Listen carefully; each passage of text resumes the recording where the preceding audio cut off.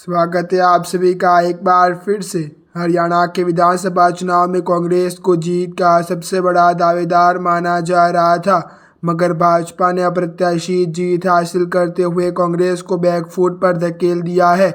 इस हार के बाद कांग्रेस ने भले ही चुनाव आयोग को कटघरे में खड़ा करने की कोशिश की हो, मगर पार्टी नेतृत्व को इस बात का एहसास हो गया है कि पार्टी के गुटबाजी और नेताओं की आपसी खींचतान इस हार का बड़ा कारण रही है। कांग्रेस की इस हार के बाद पार्टी नेता राहुल गांधी के तेवर बदले हुए नजर आ रहे हैं। शुक्रवार को पार्टी के शीर्ष नेताओं की बैठक के दौरान राहुल गांधी के तेवर से साफ हो गया है कि अब वे क्षेत्रीय क्षत्रपों को मनमानी करने की छूट देने के मूड में नहीं है।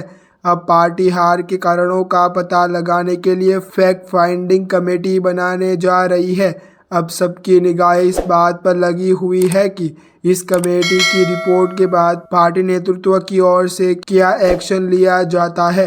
हरियाणा के हार के बाद शुक्रवार को बुलाई गई समीक्षा बैठक के दौरान हार के कारणों पर गहराई से चर्चा की गई। हालांकि इस बैठक के दौरान हरियाणा में कांग्रेस के बड़े चेहरे भूपेंद्र सिंह हुड्डा, कुमारी शैलजा और रणदीप सिंह सुरजेवाला तीनों मौजूद नहीं थे।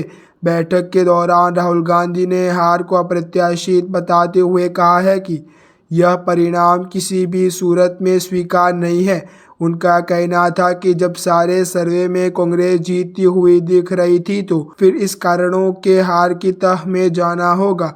उनका यह भी कहना था कि कुछ नेता खुद को पार्टी से बड़ा समझते हैं और पूरे चुनाव के दौरान उन्होंने पार्टी हित दरकिनार करते हुए अपना ही साधने की कोशिश की।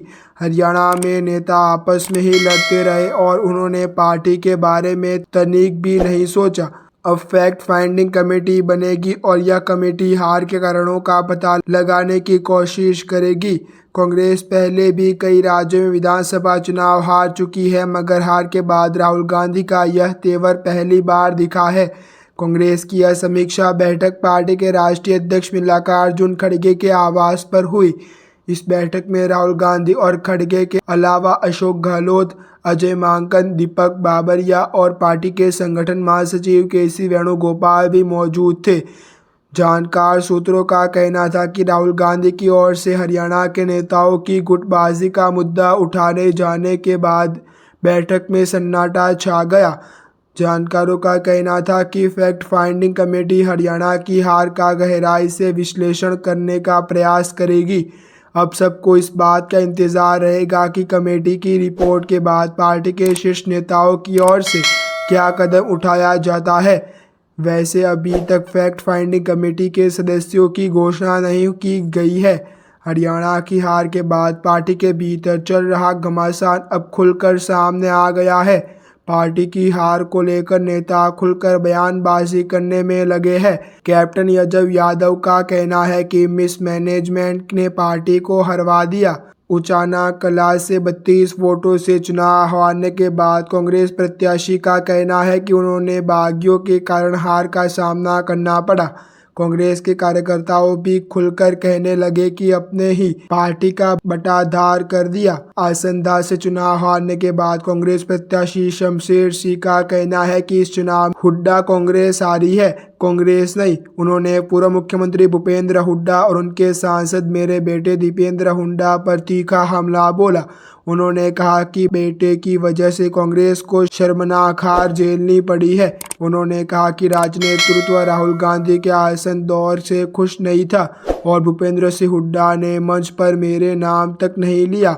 अगर कांग्रेस सही तरीके से चुनाव लड़ती तो पार्टी की सरकार बनती, मगर बाप बेटे की जोड़ी ने पार्टी को चुनाव हरवा दिया।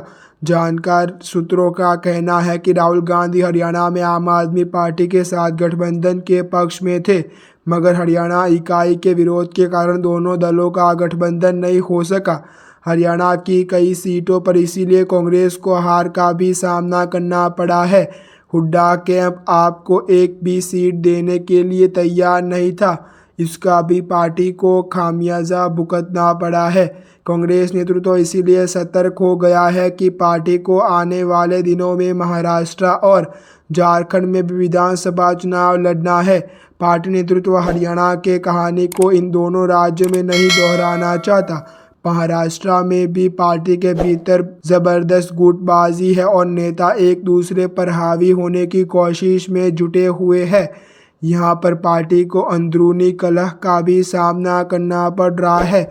ऐसी ही अच्छे न्यूज़ जानने के लिए आप हमारे यूट्यूब चैनल को सब्सक्राइब करना ना भूलें।